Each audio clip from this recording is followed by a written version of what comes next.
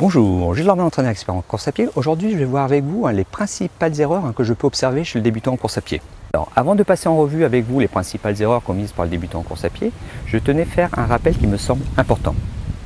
En effet, ne perdez jamais de vue que l'être humain à l'origine est fait pour courir. Regardez, dans une école de maternelle ou une école primaire, les enfants à la récréation, la première chose qu'ils font dès qu'ils sortent de la classe de cours, c'est se mettre à courir. Seulement nous, par nos modes de vie, par nos habitudes, par nos moyens de locomotion, on a endormi progressivement cette fonction. Donc au moment où vous allez recommencer la course à pied, il va falloir tout simplement réactiver ces différentes fonctions de manière progressive. Allez, c'est parti. Alors la première erreur souvent commise par le débutant en course à pied, c'est de vouloir atteindre l'objectif trop rapidement. En effet, au départ, on est motivé, on a envie de réussir, on a envie d'atteindre l'objectif peut-être de manière un peu trop rapide, au risque de griller certaines étapes. La meilleure façon d'obtenir et d'atteindre l'objectif que vous êtes fixé, c'est de prendre votre temps, c'est de ne pas vous mettre la pression.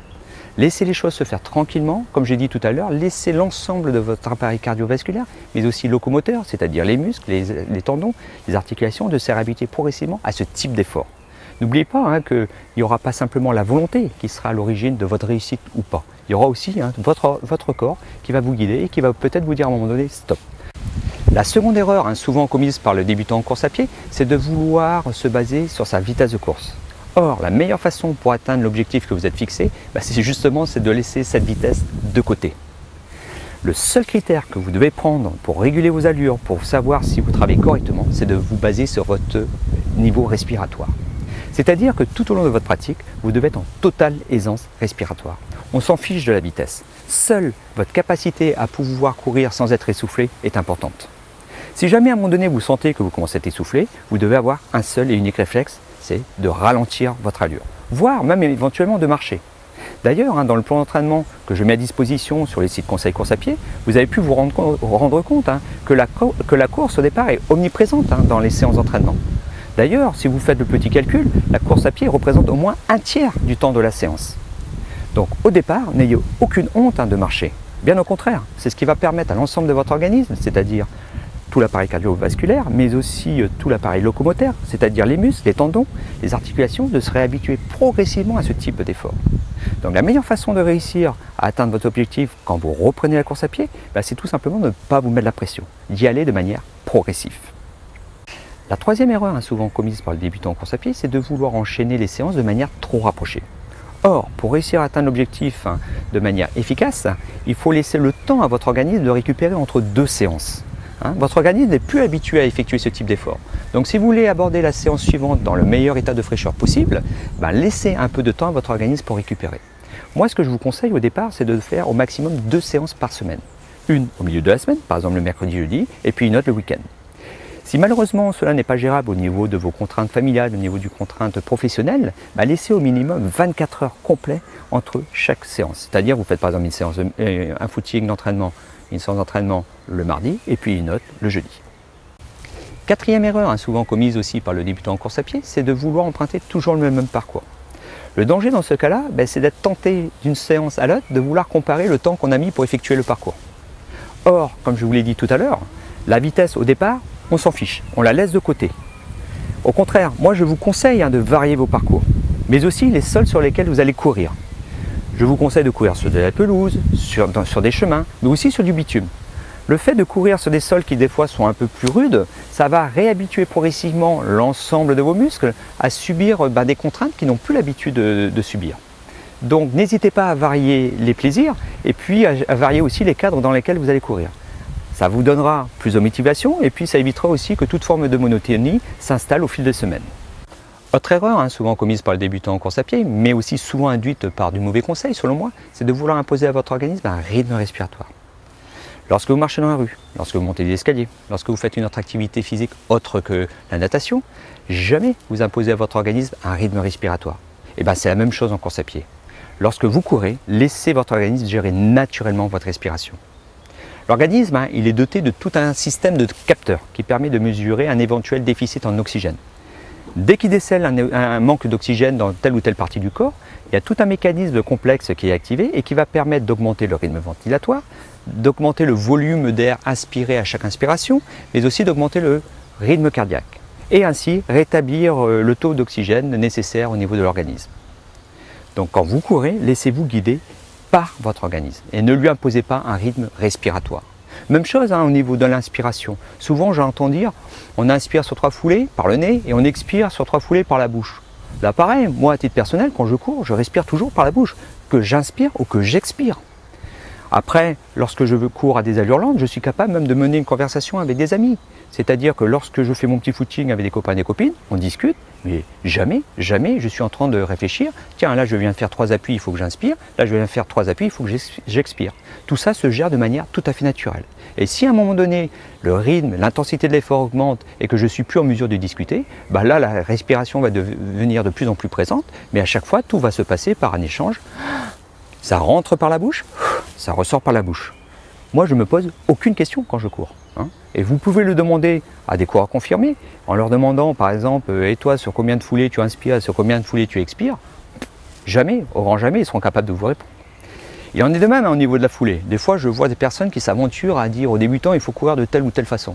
Là encore, chacun a son propre schéma corporel, chacun a son vécu, son expérience dans telle ou telle activité physique, qui fait qu'il s'est construit des habiletés motrices, qu'il a un geste plus ou moins efficace. Mais au moment où on débute la course à pied, il faut laisser les choses se faire naturellement. Plus tard, si jamais vous devenez vraiment un coureur confirmé, que vous avez envie de vous améliorer, d'améliorer vos performances, là en effet on pourra éventuellement commencer à introduire des exercices qui visent à améliorer les qualités musculaires, la coordination et puis essayer de rendre votre foulée plus efficace. Mais au début, si votre objectif est d'essayer de courir 30 minutes sans vous arrêter, laissez les choses se faire naturellement, courez selon vos sensations, mettez-vous dans une position où vous êtes à l'aise et ne vous préoccupez pas des autres.